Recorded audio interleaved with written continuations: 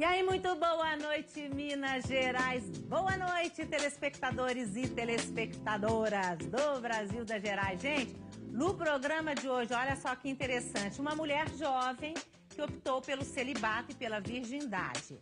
Um casal que já decidiu relação sexual só depois do casamento. Essas pessoas são exemplos da castidade, um termo que parece estar em desuso em uma sociedade, na nossa sociedade, né, que valoriza muito o prazer sexual. Mas olha, pessoas que existem e muito mais do que a gente imagina. Vamos falar desse assunto no programa de hoje. Tá tudo abertíssimo para você, tá bom? Agora a gente foi pra rua para saber a opinião das pessoas. O que elas acham, né, da castidade? Vamos dar uma olhada, depois nós comentamos aqui no estúdio.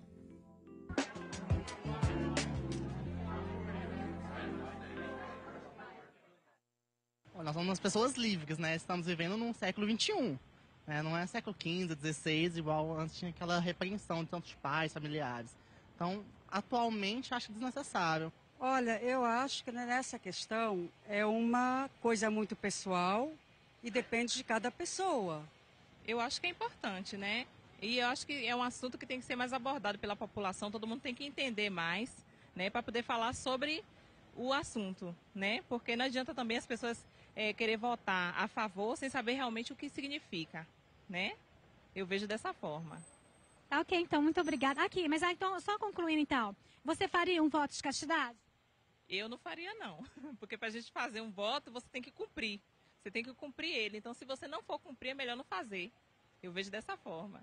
Olha, eu acho que a gente tem que fazer quando se tem amor, porque hoje em dia as pessoas veem isso como simplesmente só prazer. E eu sou totalmente contra isso. Eu acho que as mulheres têm que se dar mais valor hoje em dia. Você faria um voto de castidade? Ah, eu acho que não. Não. O que você acha dessa atitude? Eu acho legal, mas eu não faria. Eu acho que não combina muito. Acho que tem que ser na hora certa. Eu acho que hoje em dia não é tão necessário, não. A coisa fica tipo meio um tabu, né, antigo, de uma época antiga, que hoje em dia eu acho que não tem necessidade, não. Virou tipo um mito, né? Pois é, a gente não tem necessidade, mas nós temos 3 pessoas aqui no estúdio que optaram por isso e para elas tem muito significado, né? Então, assim, embora... Para mim é difícil, sinceramente, mas eu acho que a gente tem que respeitar, cada um sabe o significado das decisões, né, na vida dela. Mas antes, Fábio, você como psicólogo, vamos já esclarecer para os nossos telespectadores. Uma moça lá na rua disse, olha, a gente tem que saber o que significa, né? Então nós temos aqui você que se coloca como celibatária, né? Quer dizer, o celibato, a castidade, a virgindade. A gente colocou essas 3 palavras no título do nosso programa. Vamos explicar essas 3 coisas? Claro. Olha, eu acho que as 3 se confundem, né? Virgindade talvez seja mais simples de definir, porque define uma condição básica, biológica, que não houve ainda relação sexual. No caso das mulheres, há um indicativo biológico disso, né? O ímen, que mostra, demonstra e prova que não houve efetivamente a relação sexual. No caso do homem, não há provas disso, né? Isso é a primeira questão que talvez seja interessante abordar aqui nesse ponto. Quanto à castidade, ela me parece que é uma recusa, né, do sexual, da relação sexual, não necessariamente envolvida a religião. A castidade em si, né, o celibato, perdão, o celibato me parece que já entra uma questão religiosa mais vigorosa.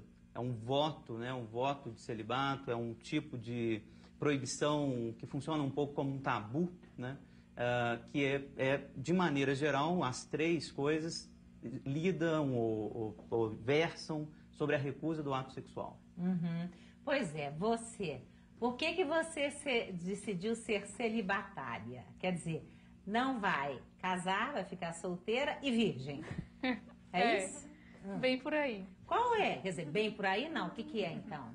Então, o que é o celibato, né? É uma vocação, é antes de tudo um dom de Deus, uma graça. E eu nunca pensei em ser celibatária na minha vida. Você teve um chamado, assim, alguma coisa? Até os 17 anos eu não participava, assim, de nada, voltado para a igreja, assim. E quando uma pessoa me convidou para fazer um retiro, no qual eu tive uma experiência muito forte com o amor de Deus, que eu não imaginava, assim, acreditava em Deus, Ele lá e eu aqui, mas era algo muito distante também da minha vida e da meta que eu tinha traçado para mim. Qual era a sua meta? A minha meta era me formar, ser independente, para ninguém mandar em mim, construir minha família, cuidar dos meus pais, envelhecer bem. Ter filhos. Ter filhos, viver uma vida assim normal, ser enfermeira, me dedicar aos pobres.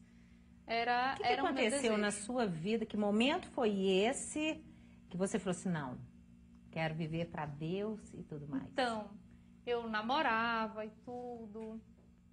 E eu tive uma experiência pessoal com Deus, com o amor assim de Jesus Cristo, que eu não imaginava ser dessa intensidade com a qual eu experimentei. E tudo que eu imaginava que era uma prisão, que ia me tolir, na verdade eu descobri uma grande liberdade. E fui me sentindo muito atraída a amar a Deus e aos outros dessa forma. Fui descobrindo que na verdade, a busca do prazer é porque o homem busca a felicidade.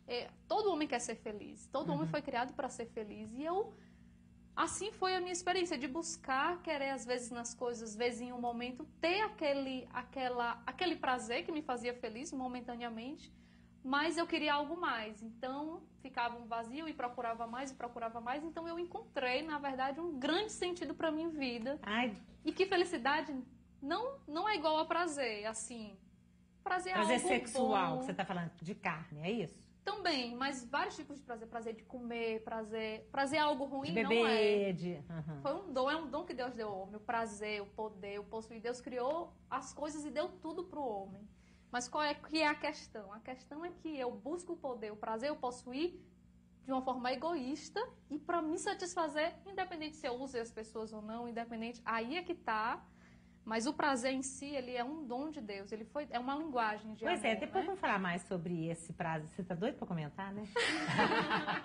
Eu ia passar para os anos, mas eu senti.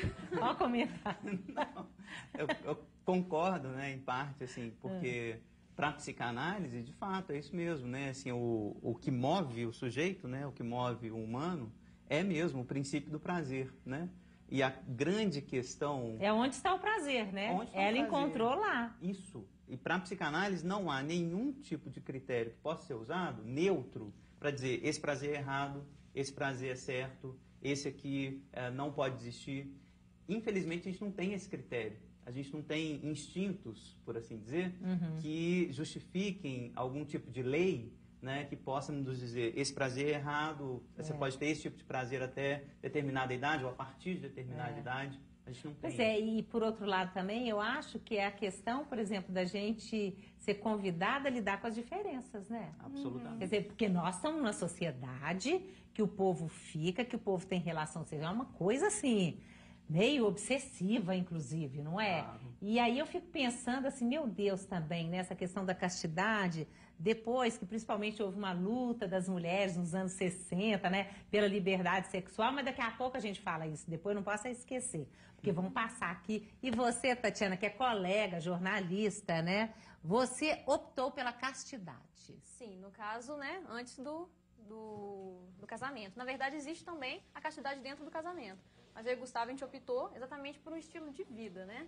Como vocês falaram no começo também, a castidade não é necessariamente ligada à igreja, mas a gente usa da igreja como um instrumento para a gente viver isso que a gente decidiu. Mas vocês namoram, vocês são noivos, né? Somos noivos, vocês vão casar quando? Em junho. Em junho. Vocês namoram há quanto tempo? 3 anos e meio. 3 anos. E nesse tempo todo vocês nunca tiveram relação sexual? Ou vocês tinham, depois chega um ponto, opa, agora nós não queremos mais, queremos esperar pelo casamento. Como é que foi? Então, eu até conversando com o Gustavo, a gente decidiu isso antes da gente se conhecer até. Né? Olha que interessante. Então, pessoalmente, né? Cada um decidiu pessoalmente. Então, quando a gente se encontrou, foi só um encontro de ideias iguais que seguiu caminhando. Ou seja, você nunca teve uma relação sexual com ninguém? Não. E você? Bom, gente, nós estamos só nós aqui, nós podemos conversar, né? Antes de entrar um pouco nessa questão, eu gostaria de comentar um pouco do que o Fábio disse sobre a relação entre celibato, virgindade e castidade. Realmente, celibato é uma condição ligada a uma postura religiosa, de vocação, como a Hilda disse. Já a castidade, esse termo, no nosso contexto de igreja, da doutrina religiosa, coloca esse termo como algo que pode ser vivido durante o casamento também. Então, não é uma negação do ato sexual em si. Eu entendo a castidade como um estilo de vida, como a Tati disse, onde você consegue olhar o ser humano e ver a dignidade dele a tal ponto que você nunca vai querer usar do seu próprio corpo, do corpo dos outros, do outro, para poder alcançar algum tipo de desejo seu. É assim que eu vejo a castidade, é assim que Mas me é uma foi valorização? ensinado. Não sei. Então, a gente, vendo dessa maneira a castidade, enquanto uma dignidade total, a única maneira de conseguir colocar... Não é a única maneira, mas uma maneira como eu vejo efetiva de conseguir colocar o ato sexual, que é algo maravilhoso, nesse contexto... E é humano, desse contexto de dignidade, acredito que é dentro de uma estrutura familiar. Mas vem cá, você está falando dignidade, para mim, eu estou sentindo uma privação. Não, é até bom você falar isso, porque isso veio da minha experiência mesmo, como você perguntou agora, essa questão. Porque a virgindade em si é um marco na história, né? A partir de agora, pô, não é virgem, a partir de agora é virgem. Mas eu acho que qualquer tipo de decisão que a gente toma na nossa vida, qualquer tipo de experiência que a gente tem, sabe? Elas vão se somando e fazem quem a gente é hoje, né? E uma coisa que eu acredito em relação à minha sexualidade, a minha opção hoje com a Tati, ela não tem nada de castradora, ela não tem nada de privação, mas eu tô falando isso no meu contexto pessoal. Sim, não. É porque você está falando de uma coisa muito mais profunda que talvez eu não consiga entender isso. Por isso que eu estou te perguntando. Por ser algo muito enraizado na minha história, na minha experiência, no sabor que eu tenho de viver. Mas você já teve relação sexual, se você não é virgem? Não. Dentro desse padrão de virgindade, em determinado momento da minha vida, eu tive uma experiência que me rotulou. A partir daquele momento de não ser ou ser alguma coisa, como você não quer ser, vocês não querem ser rotulados agora como também. Casto, da maneira como eu fui rotulado. Então, isso, de alguma maneira, eu quero me vestir dentro de uma embalagem que é como se negasse toda a minha história e tudo aquilo que eu acredito, entendeu? Entendi. Vamos pedir diagnóstico aqui pro Não, porque assim, fica parecendo que é uma valorização tão grande do... me chamou a atenção essa coisa que você disse, assim, dignidade total, né? O que você acha disso? Eu acho que o ponto... Quando eu falo diagnóstico, gente, eu estou brincando aqui, né? Para ficar mais leve e tudo mais. Tudo que eu penso hoje foi a base de terapia, foi a base de acompanhamento. Gustavo, eu acho muito interessante. Acho também. Demais, né? Primeira coisa a falar, né? A posição louvável. Muito, né? Nossa. Para a psicanálise, o que importa é, o sujeito toma posição diante do seu desejo, ele está respondendo criticamente ao seu desejo? Esse é o ponto. Porque normalmente nós não respondemos. Não respondemos, então, não queremos pensar no nosso desejo, seguimos a manada. Você vai e faz uma coisa meio que animalesca, né? Ou corta. Por uma questão de tabu, eu nem quero pensar no meu desejo. Não posso, ele é feio. Isso. Não é assim. E não é o caso do... É questão do ordenamento afetivo, que a gente tem que conseguir, cada um a seu modo, cada um com a sua história. E como é que fica a questão do desejo sexual, que todo mundo tem? E a gente tem, graças a Deus. E aí como é que você resolve essa questão? Olha... Eu sei que tem carinho, porque o corpo, nós precisamos de carinho. O nosso corpo precisa de carinho, não é? Claro. Então, assim, como é que vocês resolvem? É abraço? É beijo? É isso? O que mais? Olhar? Uma coisa, o olhar eu acho assim, fascinante. A gente pensa muito sobre a forma como a gente vive, né? A gente não se vê como um estudo de caso em si. E até a gente queria que não olhasse a gente dessa forma. Como? Não olhasse? Como um estudo de caso. Não, gente, eu acho que não. Até todo mundo mesmo. Não, mesmo porque não só aqui, vocês três são exemplos. Gente, mas tem muita gente. Sim. Eu conheço várias pessoas, inclusive na minha família, há pouquíssimo tempo, aconteceu isso. Agora eles casaram, né? Então, assim, não, né? Sem julgamento. Não, sim, claro. É claro. Mas, assim, os carinhos, com certeza, sabe? Deve ter num casal. Se não tiver, aí tem alguma coisa errada, sabe?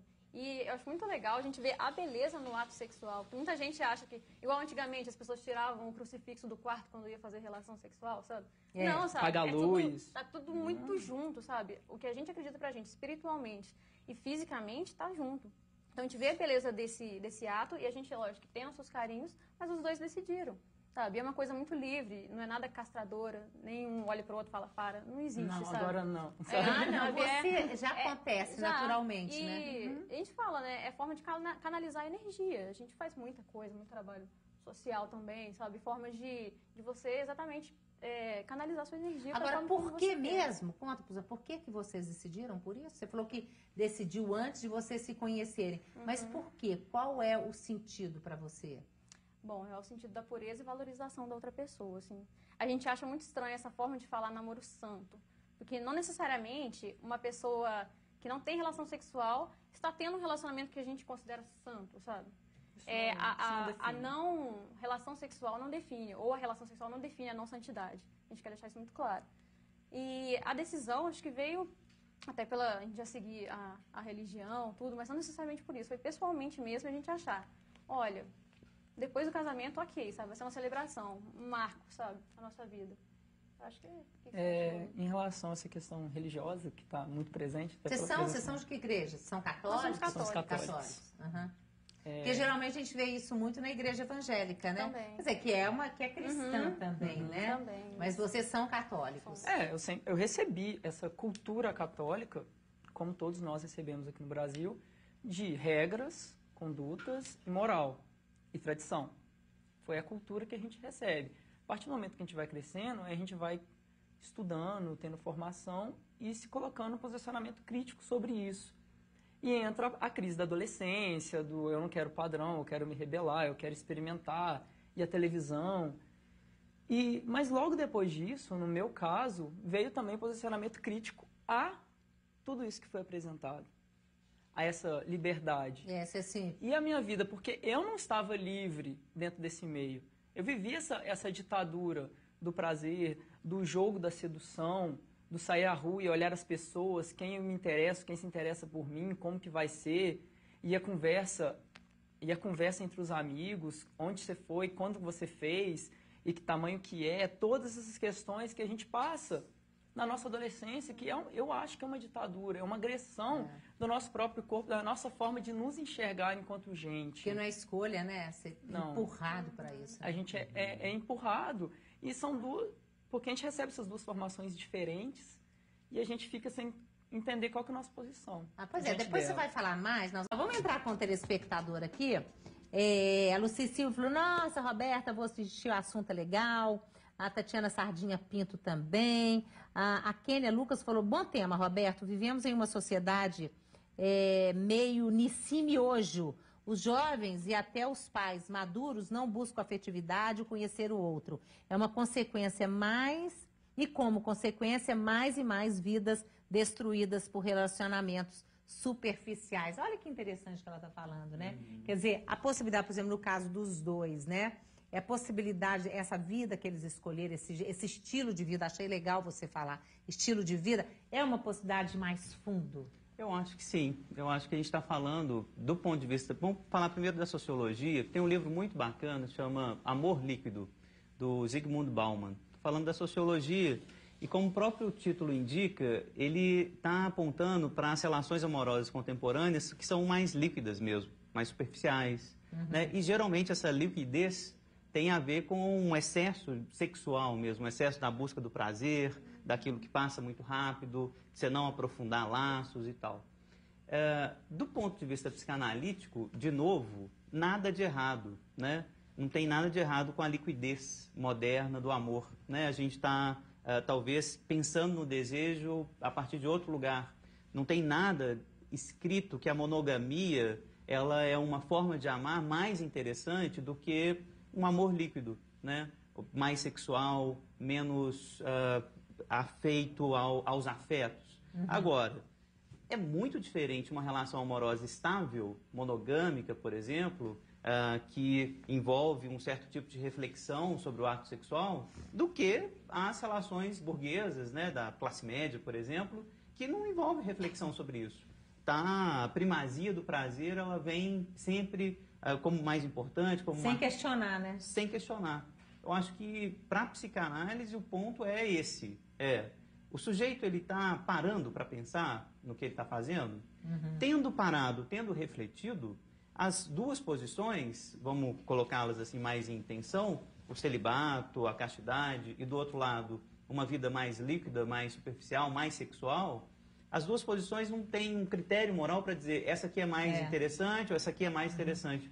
Sabe o que eu acho? É quando a gente vê hoje tanta gente sem sentido para a vida, né? Aquele vazio, as depressões e tudo mais. Quer dizer, não que todo caso de depressão seja causado por isso, né? Mas é que as pessoas não encontram. E você encontrou o sentido, te deixa plena, cheia por dentro, né? É isso, né? É o celibato, né? No meu caso, porque eu descobri um chamado, é um chamado de Deus, não é uma Agora, você coisa... me falou que você teve um encontro com Deus, que foi uma coisa muito forte. Eu fiquei curiosa para saber como é que foi esse encontro. Dá para explicar ou não dá para explicar?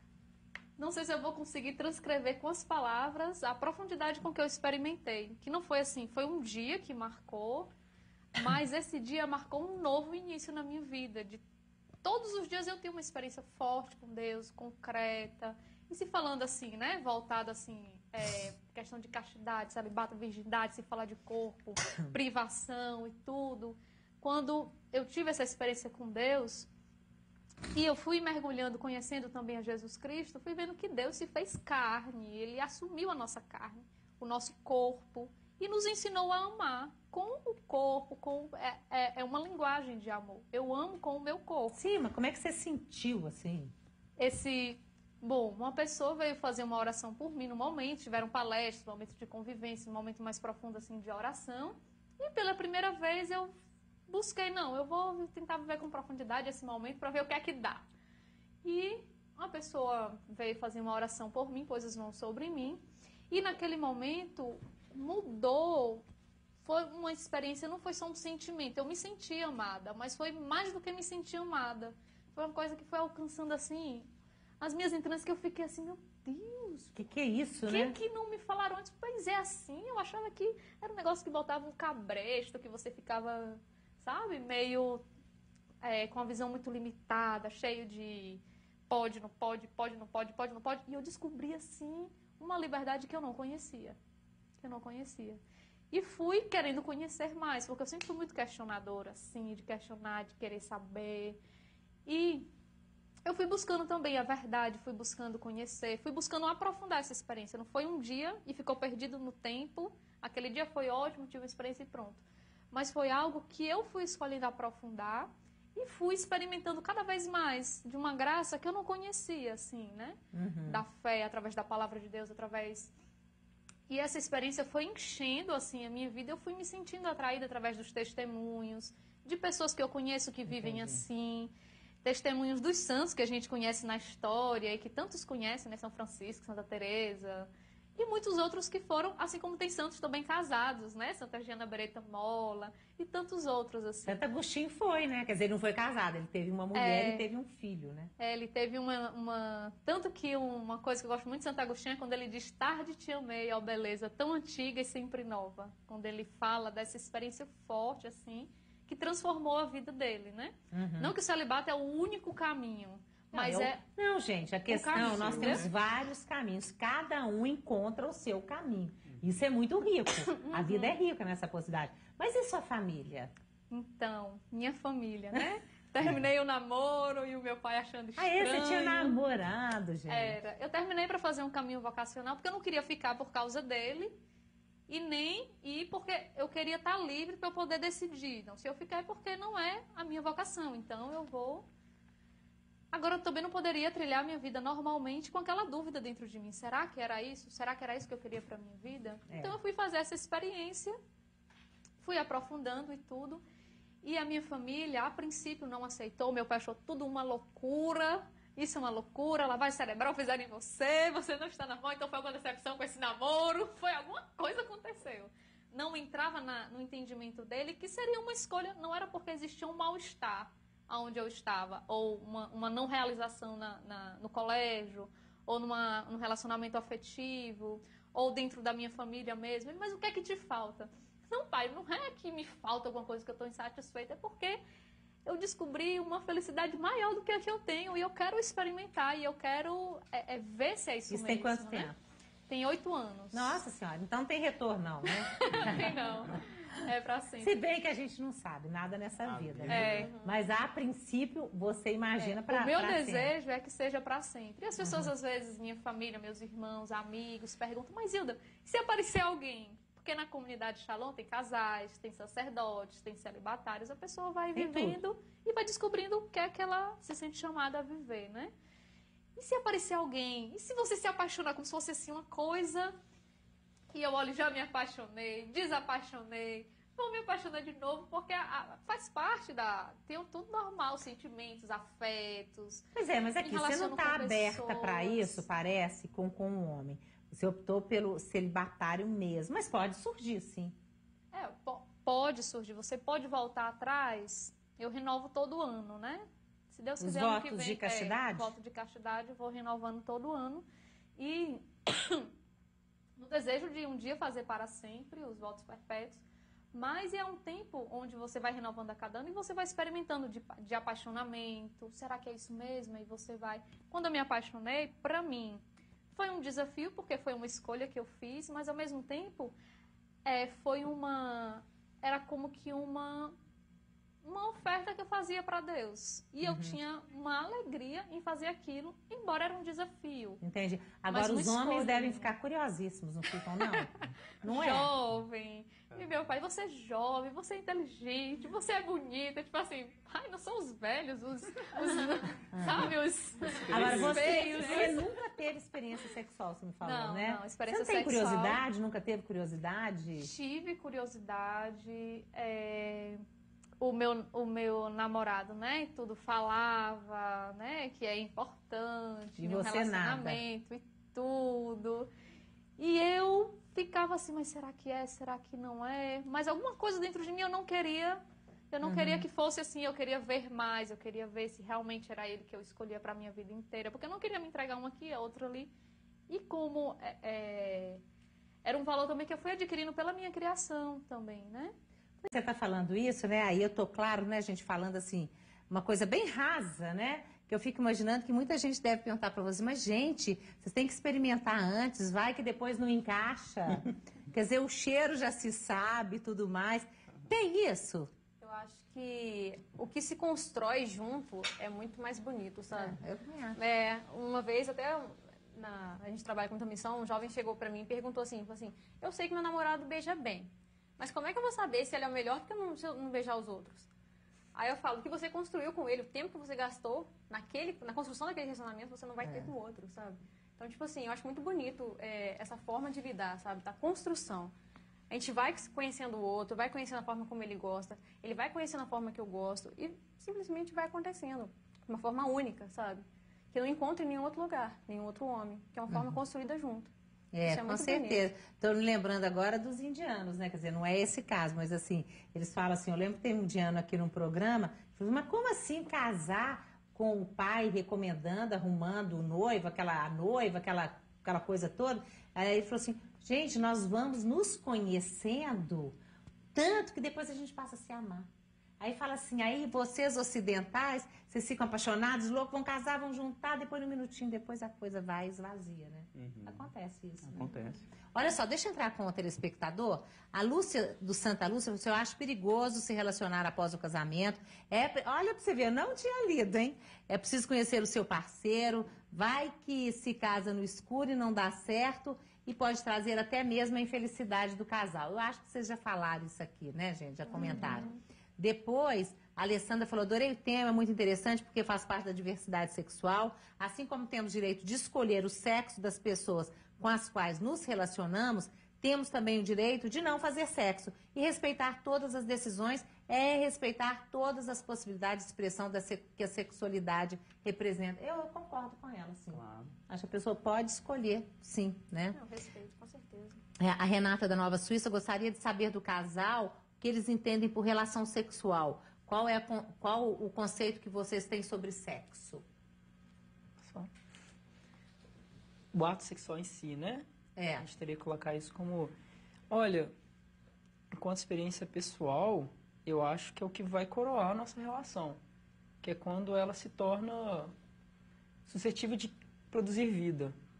Não coloco o sexo apenas como reprodução. Não aquela coisa, não, vamos só para engravidar, não. A gente voltaria naquele mesmo esquema de tirar crucifixo, de luz apagada, de só pode fazer, mas da maneira menos prazerosa possível só para a gente cumprir nosso dever de marido e mulher. Não, não é isso.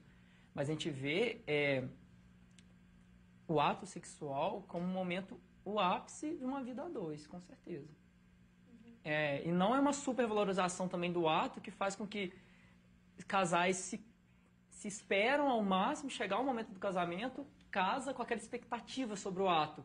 E o casamento rompe. Como acontece muito nesse acompanhamento de jovens, na religião, né, que a gente vai ensinando, não faz. Eles vão segurando, porque depois vai ser o conto de fadas da vida deles na cama. Não é assim também.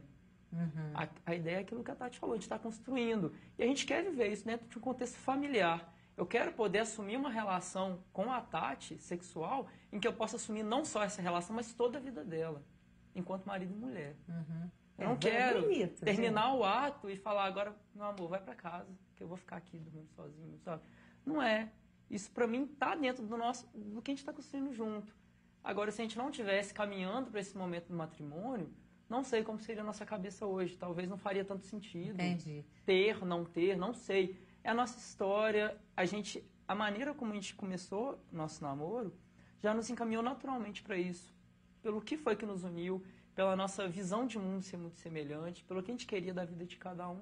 Então, muito natural e nessa essência a gente foi chegando nesse ponto. Com certeza. Depois eu quero saber como é que os amigos, a família lida com essa questão. Antes de chamar o intervalo, ler a participação de telespectadores, a Beatriz Mirra, ela disse assim, olha, eu conheço muitos jovens que têm optado pela virgindade até o casamento. Sabe o que eu penso? O importante é pensar em ser feliz. Padrões não são felicidade, escolha sim. Concordo com ela.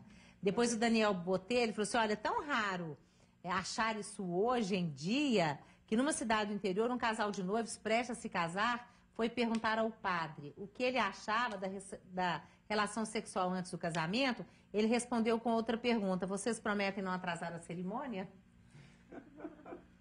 Bom, depois a Valéria Saide, jornalista, colega, viu, Tatiana? Eu acho que o mais importante do que optar por uma data institucional, depois do casamento oficial, para consumar a relação entre duas pessoas, é ter maturidade para escolher o momento certo em que estamos preparadas para iniciar nossa vida sexual com responsabilidade. É isso, eu acho que ela também está certa. Né, gente? Depois o Sinésio Rocha falou, para preservar a virgindade até o casamento é nadar contra a corrente. É uma forma disfarçada de repressão sexual.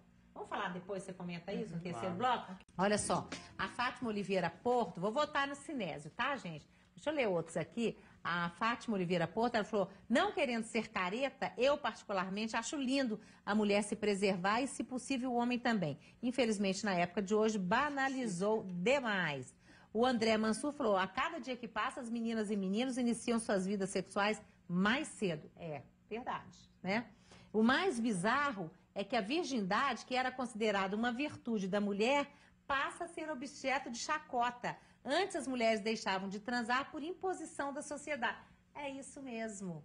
Vocês já tiveram algum caso de chacota, assim, de amigo, família, alguma coisa assim? Não. O pessoal, assim, é porque a gente não se expõe tanto, né? A gente não é exposto dessa maneira. Ah, tá. Como a gente não defende, de vocês, né? Como a gente não defende, uma coisa que eu estava conversando durante o intervalo com o Fábio, a gente não defende um padrão a ser seguido. É a nossa vida, é a nossa história. Então isso não é algo, nenhuma regra que a gente vive e a gente impõe para aquelas pessoas. Não, é a nossa vida. Não é repressão sexual, como diz o Sinésio Rocha? Na minha história, não. A repressão que eu vivia antes. Olha para você ver que interessante. Na minha comenta. História. E para a psicanálise é exatamente isso, né? Às vezes alguém que se entrega à pornografia, né, ou uma vida desregrada sexualmente, por assim dizer, pode estar muito mais reprimido, né, lidando com algum recalcamento, por exemplo, transando compulsivamente, do que alguém que escolheu o celibato depois de um trabalho consigo mesmo, do cuidado de si. Ele pode estar menos recalcado, esse celibatário, do que alguém que se entrega a uma sexualidade compulsiva. Então, o ato sexual em si, praticar o ato sexual, não é nenhum indício ou índice de que o sujeito não está recalcado, ele não está reprimido. Às vezes, o sujeito vai transar compulsivamente exatamente para ajudar na repressão de um outro sexual, que é o que interessa para a psicanálise. É esse outro sexual, inconsciente, infantil, que o Freud vai descrever ao longo da obra dele, é que interessa ser casto. Todo mundo deve ser casto, vai dizer o Freud, com relação a esse sexual, que diz respeito a uma sexualidade que todo mundo tem que reprimir de fato. O incesto, a violência, o masoquismo, o sadismo, né? Isso onde o humano tem um prazer que é propriamente humano.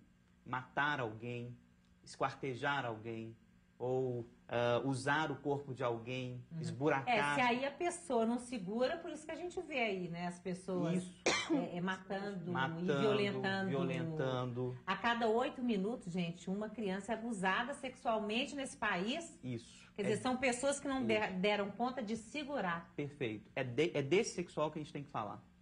É com relação a esse sexual que a gente tem que ser casto. E aí eu acho que a psicanálise se coloca muito claramente. Não há psicanalista que pode se abster disso. O abuso sexual infantil é algo, né, que se pode acolher. Não. Claro com relação a isso... O abuso sexual adulto também. Também. A pornografia em si, a prostituição entra no mesmo esquema. Sim. Quando você coloca a pessoa do outro, corpo do outro, simplesmente como objeto. Aqui, mas aqui eu estava pensando o seguinte, e sexo pela internet? Da mesma maneira. O que a pessoa faz. Porque tem gente que pode achar assim, eu sou casto. Que eu estou virtual. É só virtual. Como é que fica isso? Não é? Claro, não há dúvida disso, né? O cristianismo e o judaísmo, né, junto com o cristianismo posteriormente, deu uma roupagem a essa reflexão sobre o ato sexual que sempre passou pela repressão. E sempre exigiu castidade de forma muito particular e mais vigorosa das mulheres e das sexualidades que eles consideravam equivocadas, por exemplo, a homossexualidade.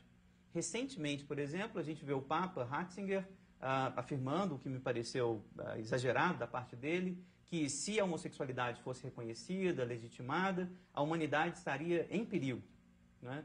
Esse tipo de ideia que o Papa até hoje promulga, me parece um convite a uma certa castidade. A castidade homossexual, por exemplo. Pois mas então o celibato, porque olha aqui que interessante.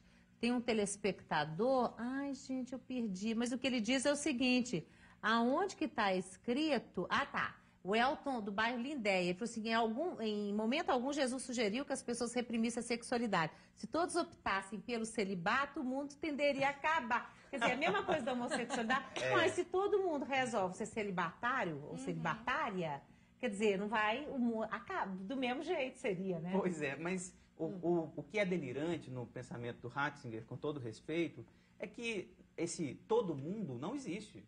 Né? Não há. Se a gente legitimar a homossexualidade, da mesma forma, se a gente legitima e acolhe a castidade como uma prática moral humana, né, importante, legítima, isso não quer dizer que todo mundo vai aderir a ela. Claro que não. Né? Então, no sentido, a humanidade não corre risco.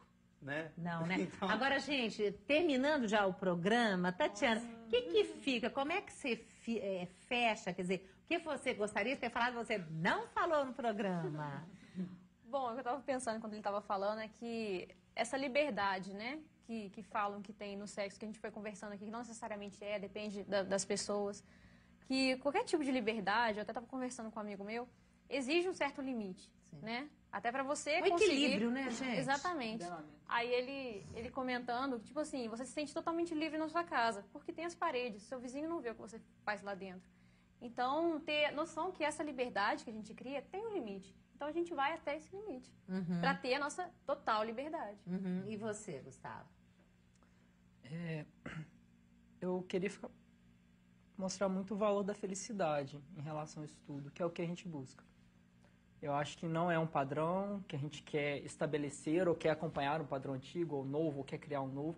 Não, mas vocês têm o de vocês. Sim, e não é um padrão. É a singularidade, né? Com certeza. O casal, isso é muito interessante. E que a gente busca a felicidade, ela é urgente para a nossa vida.